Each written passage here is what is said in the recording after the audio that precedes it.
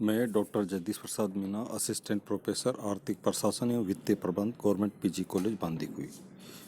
साथियों, आज अध्ययन करेंगे बीकॉम पार्ट का जो फर्स्ट पेपर है, बिजनेस इकोनॉमिक्स।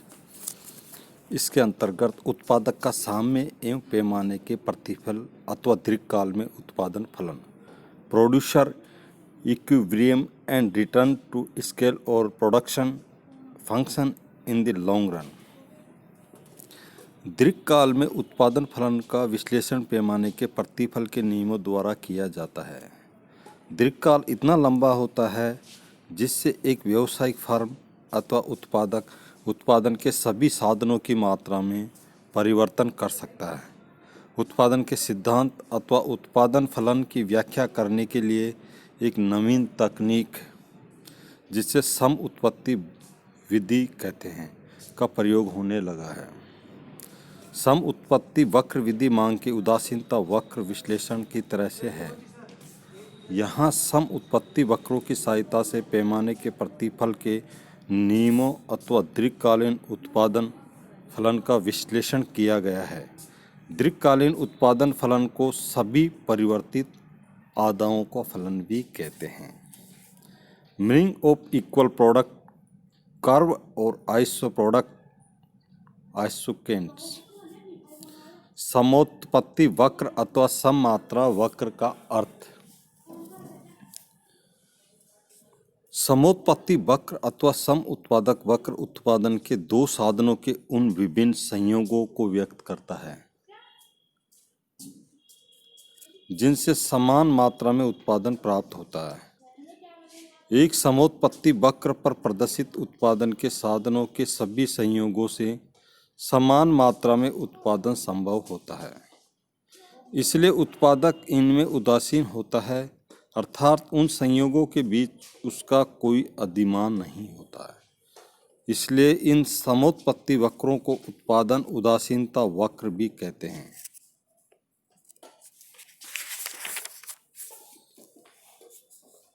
समोत्पत्ति वक्र देखने में उदासीनता वक्र की तरह मालूम होते हैं, परंतु दोनों में कुछ महत्वपूर्ण अंतर है।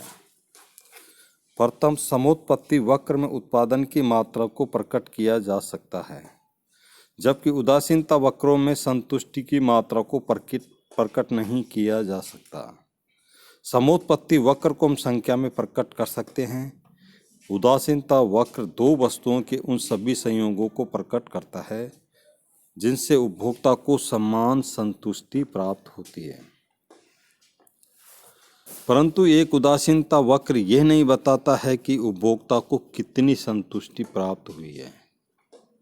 द्वितीय, समोत्पत्ति वक्रों को हम एक मानचित्र बना सकते हैं तथा उनके द्वारा हम ये बता सकते हैं कि नीचा समोत्पत्ति वक्र ऊंचे समोत्पत्ति वक्र की तुलना में कितना कम उत्पादन बता रहा है। समोत्पत्ति वक्रों की विशेषताएं। Properties of iso product curves. First बिंदु है, असीमित संख्या में समोत्पत्ति वक्र हो सकते हैं।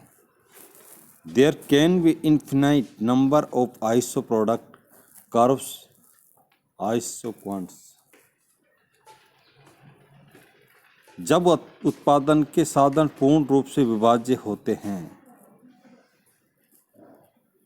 जिनमें प्रत्येक दाएं तरफ के समोत्पत्ति वक्र ऊंचे उत्पादन स्तर को व्यक्त करता है, इन समोत्पत्ति वक्रों की संख्यात्मक रूप भी दिया गया है, जिससे ज्ञात होता है कि समोत्पत्ति वक्र V1 उत्पादन की इकाइयों के स्तर को, समोत्पत्ति वक्र उत्पादन की 10 इकाइयों के स्तर को, समोत्पत्ति वक्र 3 उत्पादन की 15 इकाइयों तथा समोत्पत्ति P4 उत्पादन की 20 इकाइयों के स्तर को व्यक्त करता है।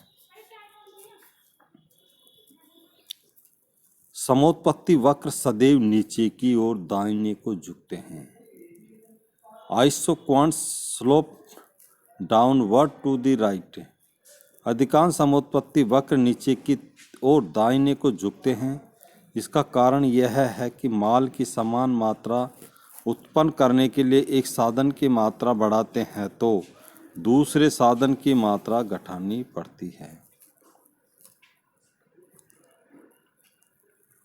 समोत्पत्ति वक्र मूल बिंदु के उन्नोत्तर होते हैं। उदासीनता वक्रों की तरह से समोत्पत्ति वक्र भी मूल बिंदु की ओर उन्नोत्तर होते हैं। जिस तरह उदासीनता वक्र विश्लेषण में एक वस्तु के लिए दूसरे वस्तु के प्रतिस्थापन की सीमांत दर के घटने के कारण उदासीनता वक्र मूल बिंदु के उन्नोत्तर होता है, ठीक उसी प्रकार समोत्पत्ति वक्र पर भी एक साधन दूसरे साधन से प्रतिस्थापित किया जाता है, तब तकनीकी प्रतिस्थापन की सीमांत दर घटती जाती है। इस प्रतिस्थापन की सीमांत दर के घटते जाने के कारण ही समोत्पत्ति वक्र मूल बिंदु के उन्नोत्तर होते हैं। दो समोत्पत्ति वक्र एक दूसरे को नहीं काटते हैं। दो समोत्पत्ति वक्र दो अलग अलग उत्पादन की मात्रा उत्तर स्तर को व्यक्त करते हैं, इसलिए वह एक दूसरे को नहीं काट सकते। समोत्पत्ति वक्र परिधि रेखाओं को अंकित करने में सहायक होते हैं। समोत्पत्ति वक्रों की एक विशेषता यह है कि ये व्यावसायिक फर्मों के लिए उपयुक्त उत्पादन क्षेत्र की परिधि का कार्य करते हैं। ये फर्म को ये बतलाते हैं कि किन सीमाओं के मध्य उत्पादन करना फर्म के लिए लाभदायक होगा। समोत्पत्ति वक्र अंडाकार हो सकते हैं, अर्थात वे किसी बिंदु पर प्रत्येक अक्ष से नीचे हटने लगते हैं।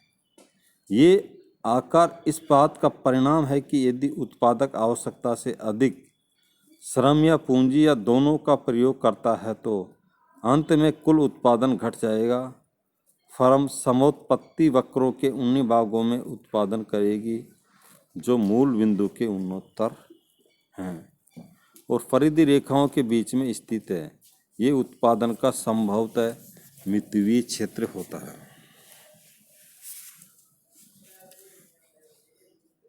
तकनीकी स्थानपत्ति की सीमांत दर, margin rate of technical substitution. समोत्पत्ति वक्र विश्लेषण में स्थानापत्ति की सीमांत दर की धारणा अत्यंत महत्वपूर्ण है। दो साधनों के मध्य तकनीकी स्थानापन्न की सीमांत दर वह दर है पर प्रतिस्थापित किया जा सकता है, जो एक महत्वपूर्ण बिंदु है। अब तकनीकी स्थानापत्ति की घटती सीमांत दर के अपवाद। यद्यपि तकनीकी स्थानापत्ति की सीमांत दर सामान्यतः घटती हुई होती है, परंतु कुछ दशाओं में ऐसा होना आवश्यक नहीं है। इसके दो अपवाद हैं। यदि उत्पत्ति के दो साधन ऐसे हैं कि वे एक दूसरे के पूर्ण स्थानापन्न हैं, तो इनके मध्य तकनीकी स्थानापत्ति की सीमांत दर स्थिर होगी। तकनीकी स्थानापत्ति की सीमांत दर के मध्य रहने पर समोत्पत्ति रेखा अपने मूल बिंदु के प्रति उन्नोत्तर होगी, बल्कि नीचे की ओर गिरती हुई सीधी रेखा होगी।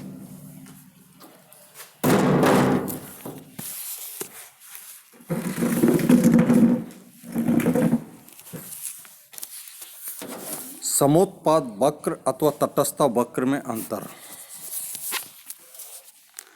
तटस्था वक्र या उदासीनता वक्र एवं समोत्पाद वक्र आपस में मिलते जुलते से नजर आते हैं। उदासीनता वक्र या तटस्था वक्र वस्तुओं के उन संयोगों को दर्शाता है जो समान मात्रा में संतुष्टि प्रदान करता है। वैसे तो समोत्पाद वक्र साधनों के उन समस्त संयोगों को बताता है जो वस्तु की एक निश्चित मात्रा उत्पन्न करते हैं। इन दोनों में मुख्य अंतर निम्न प्रकार है। तटस्था वक्र या उदासीनता वक्र समोत्पाद आपस में मिलते जुलते नजर आते हैं। उदासीनता वक्र या तटस्था वक्र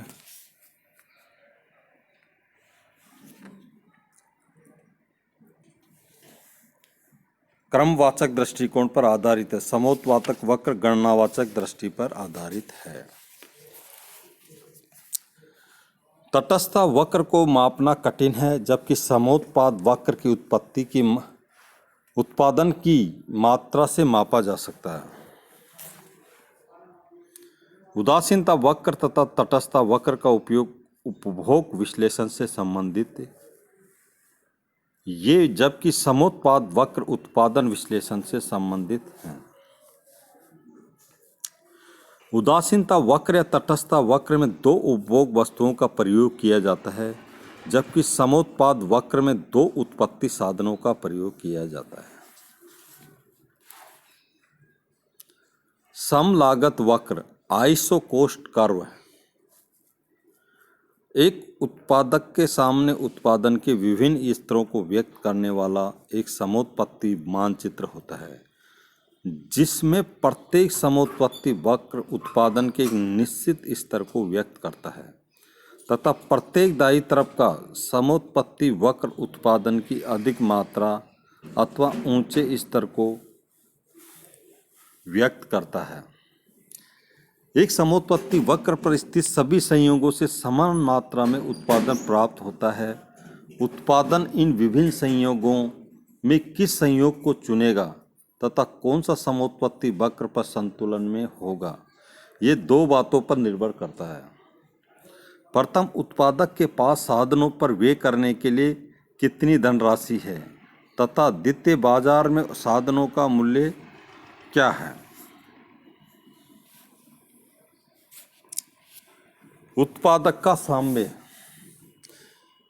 इक्विलिब्रियम ऑफ द प्रोड्यूसर, प्रदा आदा पर निर्भर करती है। एक उत्पादक का उद्देश्य दिए हुए साधनों से अधिकतम उत्पादन प्राप्त करना अथवा उत्पादन की एक निश्चित मात्रा न्यूनतम संभव लागत पर उत्पन्न करना होता है। अतः एक उत्पादक उस समय साम्य की स्थिति में होता है जब वह एक निश्चित उत्पादन की मात्रा साधनों के न्यूनतम लागत संयोग से उत्पन्न करता है। एक उत्पादक के सामने एक निश्चित स्तर के उत्पादन को प्राप्त करने के लिए अनेक वैकल्पिक साधन संयोग होते हैं, परंतु उत्पादक उनमें से अनुकूलतम अथवा न्यूनतम उत्पादन करना चाहेगा। उत्पादक विभिन्न साधनों का सामंजस्य इस प्रकार करता है कि उत्पादन चाहे जितना हो, परंतु प्रति इकाई उत्पादन लागत न्यूनतम होनी चाहिए। समोत्पत्ति वक्र एक उत्पादक को साधनों का आदर्श संयोग अथवा न्यूनतम लागत संयोग चुनने में बड़े सहायक होते हैं।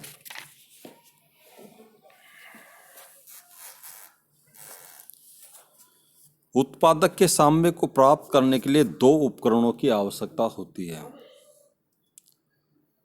पहला है समोत्पत्ति मानचित्र, इक्वल प्रोडक्ट मैप। सेकंड है सम लागत वक्र, आइसो कॉस्ट कर्व।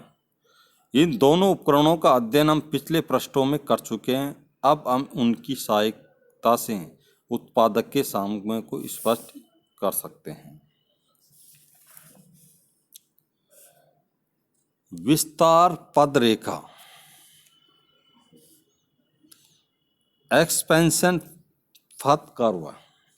अभी तक हमने इस बात का अध्ययन किया है कि साधनों के मूल्य या कीमतें दी हुई होने पर एक निश्चित मात्रा में वस्तु को उत्पन्न करने के लिए वह साधनों का कौन सा संयोग करेगा। इस तथ्य पर विचार करते हैं कि साधनों का मूल्य पूर्ववत रहने पर वह उत्पादन के विस्तार के लिए साधनों का संयोग किस प्रकार बदलेगा। एग्जाम्पल के रूप में उत्पादक 5 वस्तुओं के उत्पादन करने के लिए Q1 पर साम्य की स्थिति में है, जहां समोत्पत्ति वक्र P1 जो 5 इकाइयों के उत्पादन को व्यक्त करती है ने AB सम लागत वक्र को स्पर्श किया है। अब उत्पादक 10 इकाइयों का उत्पादन करना चाहता है, तो 10 इकाइयों के उत्पादन को व्यक्त करने वाली समोत्पत्ति वक्र P2 है, जिसने CD सम लागत वक्र को Q2 पर स्पर्श किया है। अतः 10 इकाइयों के उत्पादन के लिए Q2 संयोग चुनेगा। इस विस्तार पथ इसलिए कहा जाता है कि उत्पादक उत्पादन का विस्तार इसी के अनुसार करता है तथा इसे पैमाना रेखा इसीलिए कहते हैं कि उत्पादक इसी रेखा के अनुसार अपने उत्पादन का पैमाना बढ़ाता है। एक फर्म अथवा उत्पादक के लिए दो साधनों का अनुकूलतम संयोग अथवा न्यूनतम लागत संयोग उस बिंदु पर होता है जहां संबंधित सम लागत रेखा एक उत्पादन स्तर बताने वाले समोत्पत्ति वक्र को केवल स्पर्श करती है। माना कि एक उत्पादक को वस्तु की 5 इकाइयां पैदा करनी हैं। वस्तु की 5 इकाइयां प्रकट करने वाला समोत्पत्ति वक्र P है। इस P वक्र पर स्थित साधनों की किसी भी संयोग जैसे R, S, T, U आदि द्वारा वस्तु की 5 इकाइयां उत्पन्न की जा सकती है। इन संयोगों में उत्पादक उस संयोग को चुनेगा जिससे उत्पादन की लागत न्यूनतम हो। ये संयोग देखने से ज्ञात होता है कि जिस पर उत्पादन की लागत न्यूनतम है, जहां समोत्पत्ति वक्र ने CD सम लागत वक्र को केवल स्पर्श किया है, समोत्पत्ति वक्र के अन्य सभी संयोगों जैसे R, S, T, U आदि CD सम लागत वक्र से ऊंचे सम लागत वक्रों पर स्थित है। अतः अन्य किसी संयोग को चुनने पर लागत संयोग Q की तुलना में अधिक आएगी। इसलिए हम कह सकते हैं कि वस्तु की 5 इकाइयां उत्पादन करने के लिए साधनों का Q संयोग सर्वोत्तम है, क्योंकि इससे उत्पादन लागत न्यूनतम पड़ती है। संतुलन या साम्य बिंदु पर साधनों की स्थानापन्न की दर तथा साधनों के मूल्यों का अनुपात बराबर होता है। समोत्पत्ति वक्र की ढाल स्थानापत्ति की सीमांत दर को प्रकट करती है और सम लागत वक्र की ढाल साधनों के मूल्यों के अनुपात को प्रकट करती है।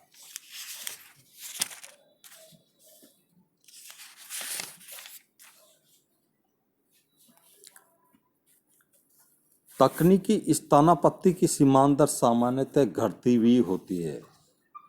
इसका तात्पर्य यह है कि जैसे जैसे X साधन की मात्रा Y के स्थान पर बढ़ाई जाती है, वैसे वैसे X साधन की एक अतिरिक्त इकाई Y साधन की कम इकाइयों का प्रतिस्थापन करती है। इसे ही तकनीकी स्थानापत्ति की घटती सीमांत दर का नियम कहते हैं। समोत्पत्ति वक्र अपने मूल बिंदु के प्रति उन्नतर इस तकनीक स्थानापत्ति की घटती सीमांत दर के कारण होती है।